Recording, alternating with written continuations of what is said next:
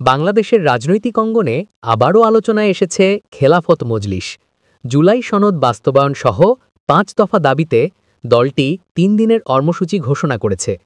রাজধানীর পুরানা পল্টনে দলটির কেন্দ্রীয় কার্যালয়ে আয়োজিত এক সংবাদ সম্মেলনে এই ঘোষণা দেন সংগঠনের আমির মাওলানা মোহাম্মদ মামুনুল হক। যুগপৎ কর্মসূচি ঘোষণা উপলক্ষে আয়োজিত এই সংবাদ সম্মেলনে দলের শীর্ষ নেতারা উপস্থিত ছিলেন। সংবাদ সম্মেলনে মাওলানা মামুনুল হক জানান, দেশের জনগণের ন্যায্য অধিকার ও গণতান্ত্রিক পরিবেশ নিশ্চিত করার জন্য খেলাফত মজলিস ৫ দফা দাবি উত্থাপন করেছে। সেগুলো হল: ১. জুলাই সনদ দ্রুত বাস্তবায়ন। ২. আওয়ামী লীগের সহযোগী শক্তি এবং ভারতের প্রভাব বিস্তারের সহায়তাকারী জাতীয় পার্টির রাজনীতি নিষিদ্ধকরণ। ৩. জুলাই মাসে সংগঠিত গণহত্যার বিচার দৃশ্যমান করা। ৪. আগামী জাতীয় সংসদ নির্বাচনে উচ্চকক্ষে পিয়ার পদ্ধতি অর্থাৎ সংখ্যানুপাতিক প্রতিনিধি ব্যবস্থা চালু করা।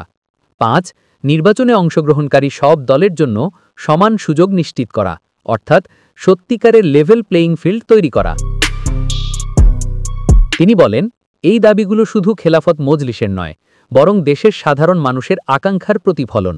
দলটির ঘোষণা অনুযায়ী আগামী ১৮ সেপ্টেম্বর ঢাকায় বায়তুল মোকাররম মসজিদের সামনে বিক্ষোভ মিছিল অনুষ্ঠিত হবে। এরপর ১৯ সেপ্টেম্বর দেশের সব বিভাগীয় শহরে বিক্ষোভ মিছিল বের করা হবে। আর ২৬ সেপ্টেম্বর দেশব্যাপী সব জেলা ও উপজেলায় একই ধরনের কর্মসূচি পালনের ঘোষণা দেওয়া হয়েছে। এই কর্মসূচিগুলোর মাধ্যমে জনগণকে সচেতন করা এবং সরকারের কাছে দাবিগুলো পৌঁছে দেওয়ার লক্ষ্য নিয়েছে সংগঠনটি।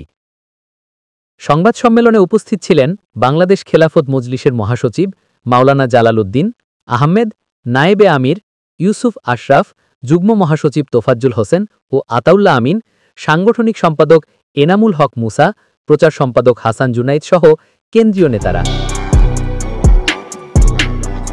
তারা সবাই একসঙ্গে দাবি তুলেন যে গণতান্ত্রিক পরিবেশ ফিরিয়ে আনতে হলে এই ৫ দফা বাস্তবায়ন করা ছাড়া আর কোনো বিকল্প নেই।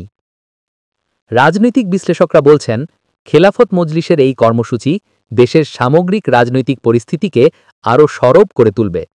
আগামী নির্বাচনকে ঘিরে বিরোধী দলগুলোর চাপ অব্যাহত থাকবে, আর সেই চাপ মোকাবিলা করা সরকারের জন্য হবে বড় চ্যালেঞ্জ। এখন দেখার বিষয়, সরকার কতটা গুরুত্ব দিয়ে এই দাবিগুলো বিবেচনা করে এবং জনগণের প্রত্যাশার প্রতি কিভাবে সাড়া দেয়।